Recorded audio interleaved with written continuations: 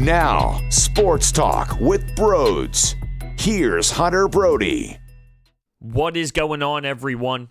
Doug Peterson and Howie Roseman spoke to the media, and there were some interesting things that came out of their mouths that I would love to discuss. Before we do, though, we need to talk about SeatGeek, because if you want to buy tickets to go to an NBA game, an NHL game, or even a concert, you can get $20 off by using the promo code BROADS, which is pretty much free parking, so it is a no-brainer to use the promo code BROADS today. So, let's start off with this whole retooling approach that the Eagles are going to attack. This is the right move. Now, for some reason, some people interpret the retooling as, are they giving up on next year? Do they not want to compete for a Super Bowl anymore? And that's not what that means. When Howie Roseman speaks about looking at next season and the season after that, and hell, even the season after that, when he's looking at a window, that's what a general manager is supposed to do. I remember discussing the Jalen Ramsey situation where everyone wanted to throw away all these pieces to go out and get him. And to be fair, it's not like it would have been the worst thing in the world if done properly, but my point is the GM's job is not just about right then and there and in that very moment, because he needs to build something long term, and the NFL is so year to year, so the word retooling can really be 1 year later, 2 years later, to be back to that Super Bowl type run. The name retooling is doing everything that we've been screaming about for years. They need to get younger. They need to get speed. They need to have guys who can spread the field. They got to get a new look when it comes to cornerbacks. Like everything that we have been screaming about watching the Eagles is what the word retooling means. It does not mean that they are not going to compete. When you have substance, and the Eagles have that, they have their quarterback in Carson Wentz. They have a head coach who won a Super Bowl in Doug Peterson. Jim Schwartz, believe it or not, he is a very good defensive coordinator. You have Fletcher Cox. You have Miles Sanders. You have players who are good enough, and there's a big enough core. Brandon Graham.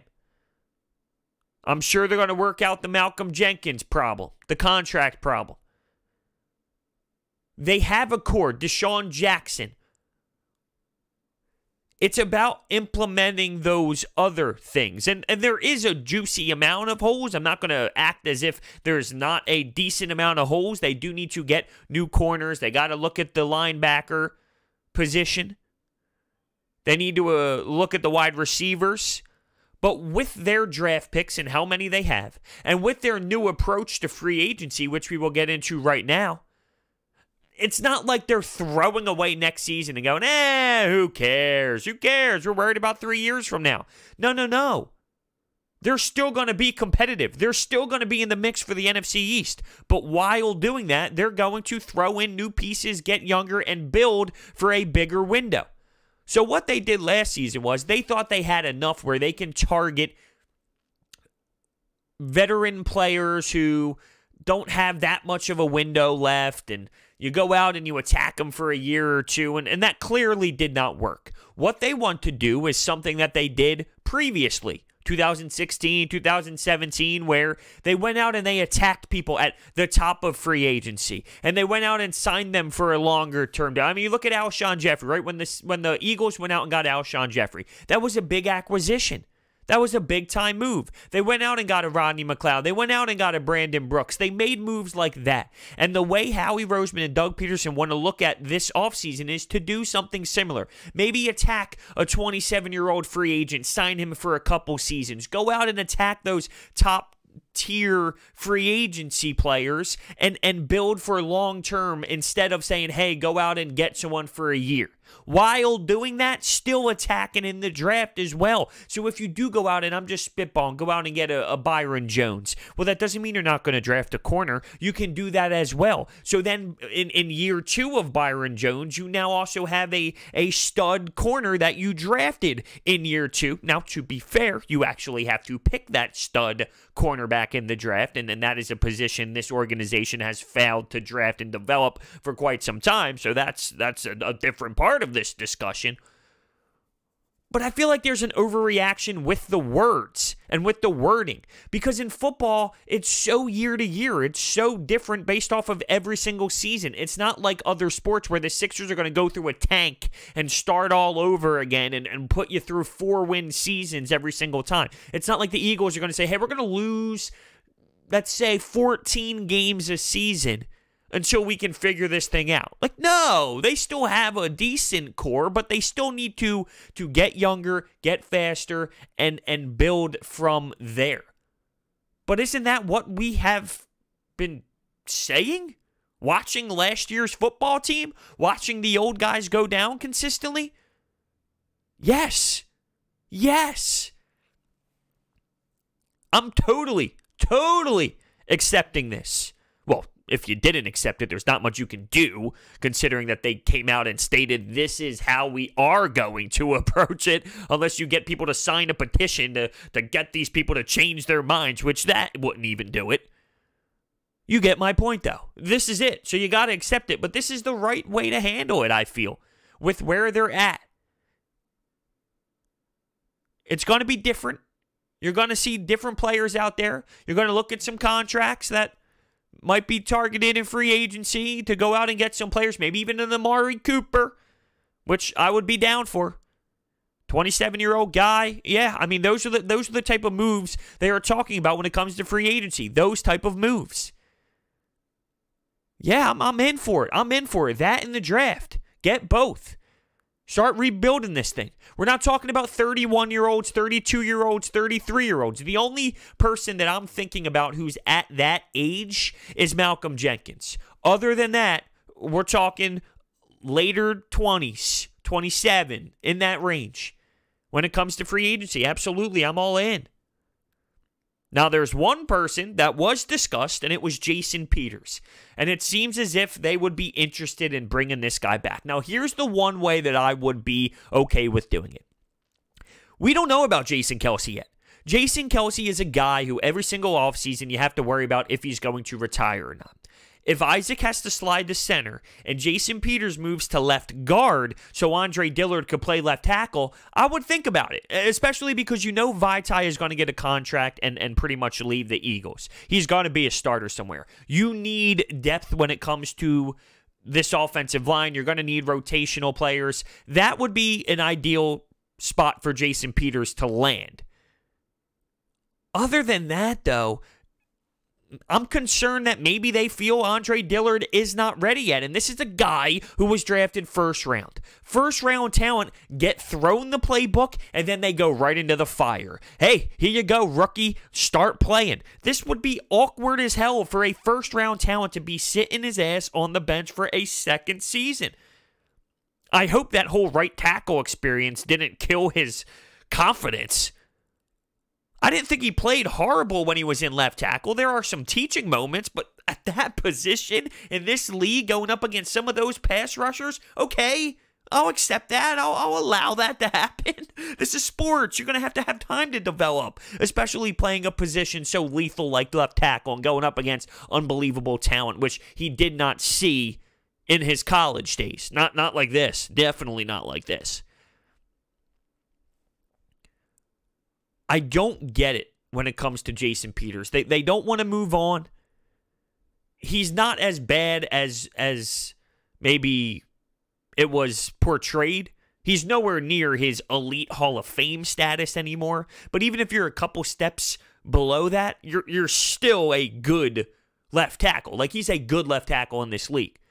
The false starts can be annoying, but overall, when you look at what he did, he can still play if that's what he's going to give you next season.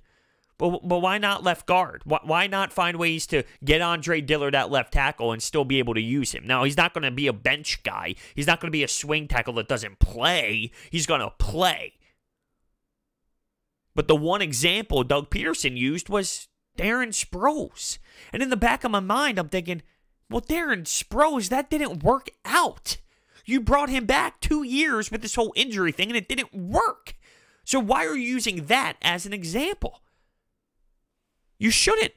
That's what we fear is going to happen. You're going to bring this guy back. You're going to pay him this money. He's not going to be able to be on the field. But it's less that to me and more about Andre Dillard, because you don't draft someone in the first round like they did and then just not play him in the NFL. You need to play this kid. You got to put him in there. I don't want to see him sitting on the bench again. I know how valuable the left tackle position is, but come on. I mean, that would be a huge waste to take someone in that round and then have him not play for years. For years. How about this? You start to hear some roles when it comes to this coaching staff. We know Press Taylor essentially got what am I going for here? He got not a raise, a promotion. He got a promotion. I don't know why it took me 30 seconds to figure that out. He got a promotion. He's going to be the passing game coordinator. They have their running game coordinator. They picked up Scangarello. Nobody knew exactly what he was going to be. The titles are getting thrown out there. People are getting thrown all sorts of titles that is just a bunch of nonsense. Well, when you hear his duties, to me, this cracks me the hell up. He is going to blend the running game coordinator game plan and the passing game coordinator's game plan and put it together for Doug Peterson. So hold on a second.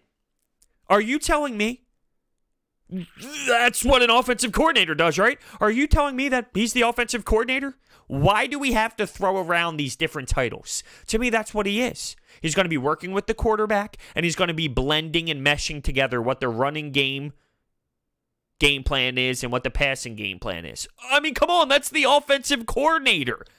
So was it to not hurt Deuce Staley's feelings? Did they not want to step on toes and hire somebody like Scangarello over Deuce Staley? I don't know. I don't know. But I'll tell you what. To me, I find it weird. As if the Eagles organization are trying to do all these little things and trying to be quiet about it and trying to be secretive about all these tiny little moves and what they're trying to do. Just stop being so silly about things. Just come out and say it. This is what we're going to do. I feel like Howie Roseman's trying to be quiet as a mouse, and Doug Peterson tries to sneak around certain things. If you just came out and stated what it is, it would be less brutal, and it would be less dissecting from us and media. Because you would just be telling it to us. Now we need to dive in. We need to dig deeper. We need to think about what you said. Well, that didn't make sense. Because you're like lying and not maybe not so much lying, but you're sneaking around certain things. And with these two, it's starting to bother me. I'm not going to lie. It's starting to reach a point where it's annoying to me. I almost feel offended. As if you think I'm stupid or something. I think Doug Peterson is very valuable. I don't think he's the smartest coach when it comes to being strategic and thinking on his feet, but he does have the power to keep people together in the right mindset through adversity, and players love him. And that's something you can't teach. You can always learn X's and O's. You can learn certain things, but he has something that you can't teach, so I do think he's valuable. But man, sometimes he gets under my skin and he gets on my nerves. Then he's talking about the whole slip-up of Mike Groh and firing Mike Groh and Carson Walsh, saying he has complete control of the team, and it just doesn't add up, right? Now, it doesn't add up. Now, in that spot, I would assume the organization would lie. If Jeffrey Lurie was the one to make that decision, you can't allow people to know Doug Peterson got stepped over when it comes to a firing. So from that standpoint, I understand it. But with this whole coaching thing and titles and what he's going to do and what he's going to do and what this guy's going to do. You got your offensive coordinator. You have him. You have him right now. And that's Scangarello. And they're trying to make it seem as if it's not. Why? Why does it have to be that way? Because it's the new era of football. That's where this is going. Incredible. Alshon Jeffrey's name was on the table. And it was talked about when it comes to how him and Carson Wentz and how their relationship is. And I do believe that he will no longer be with the Eagles. A couple days ago, there were some reports and some articles saying that Alshon Jeffrey would be willing to move on if it ends up being that way. He's not opposed to maybe trying a new spot for his career. And I just feel like there's some sort of mutual respect going on, saying, hey, listen, you had your run here. It was good. You won the Super Bowl. But it might be time to maybe look elsewhere. And it seems like both parties might be in the same mindset. The thing is anyone going to be willing to trade him? Are they willing to take that type of dead cap spot, a dead cap space? And it does seem like somehow, some way, Alshon Jeffrey will not be on this football team. And then you start looking at the draft, and then you start thinking about what speedy receivers are going to be out there. And it's funny because I keep getting asked this question. Broats, who do you think the Sixers, the Eagles need to go after? Do they need to go after a corner? Do they need to go after a wide receiver? What is the first position they need? And I think they desperately need both at the same level. I know people instantly think wide receiver because they're thinking of the offense and how they need someone to stretch the field. And Deshaun Jackson coming back, fans can't rely on him because he was injured and everything that went down last season. They do need a receiver. They need a speed guy badly. But they desperately need a cornerback as well. Right now, that defense, they have some holes. And I think that's why Howie Roseman was so loud about his draft picks and how many he has and the compensation picks and understanding that he's going to have to target a ton of different positions. They also mentioned linebacker and claiming that the linebacker position isn't really something that they are going to stress over. I think Kamu Grugier-Hill is a conversation they need to have.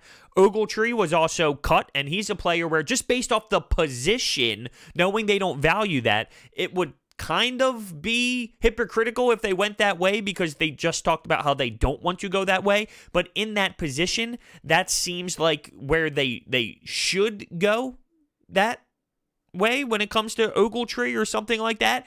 Just for the time being, very short term, you got to throw a linebacker in there because, I'm sorry, I'm done with the Nate Garys of the world. And if you're not going to target a young, game-changing type linebacker, which I know they are not going to do, then maybe fill the void at linebacker with a veteran guy who, you know what, he's not the best in coverage, and I think we all know that. But he does have value to an extent if the price is right. I would look in that direction, but I'm not going to go crazy if they don't, and I truly don't expect them to. But when it comes to linebacker, even though we just talked about how they want to retool and get young and get fast and get speedy guys, that position, just knowing how they work, I do think that that's a type of move they would make that would somewhat make a little bit of sense if they're going to go fill all the other holes with young guys. You can still add some sort of veteran presence as well, as long as it's not some hefty contract and you just plug them in for a year or two and figure it out from there. But to be honest with you, I hate the linebacker core. I do. I don't think they are handling it correctly. Nothing's going to change, though. No petition will change that. No signed petition that I come up with will change the way that they think and the way they value the linebacker position. Lastly, I'll end on this. You heard the emotion from Howie Roseman all throughout the day when it came to the hit on Carson Wentz. And they were sick about it. Absolutely sick about what happened. And the whole entire core, the whole entire organization, very disappointed on how it all played out. And the hit by Clowney, they are disturbed by how everything played out. And I'm not shocked about it. That seems about right. I think I am too. I think I'm still hurt about it and emotional about it. And every time I see the replay pop up on my timeline on Twitter, I have to watch and I have to think to myself, how does nobody see this? I mean, really, how does nobody in the NFL see that this was clearly intentional? As he was going down to the ground, Clowney decided to throw his entire body towards Carson Wentz's head. He tried to put a little extra on it. Did he mean to absolutely hit him in the head? I don't know. But he meant to put a little extra on it. And it costed the Eagles their quarterback in a playoff game. It blows my mind. Absolutely blows my mind. But to hear Howie Roseman get emotional about it, it just brings back the memories and it brings back the time of when I was watching the game on TV thinking to myself that this is crazy. This is absurd. How did we get to this point?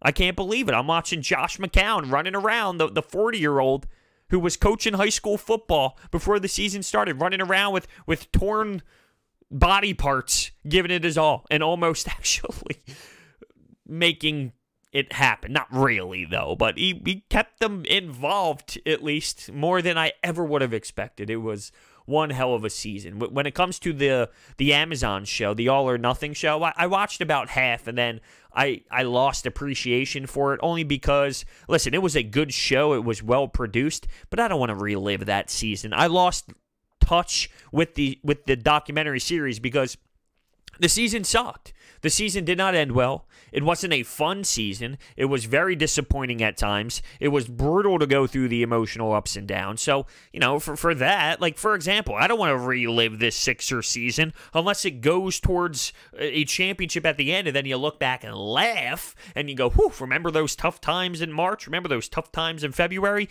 That would be the only time I would watch a documentary on this Sixers season. This Sixers season's not fun at all. It's not entertaining at all. It's a stressful Sixers season. And that's how I feel about what occurred with the Eagles, and that's why I lost the connection with the documentary. So there you have it. They are at the Combine.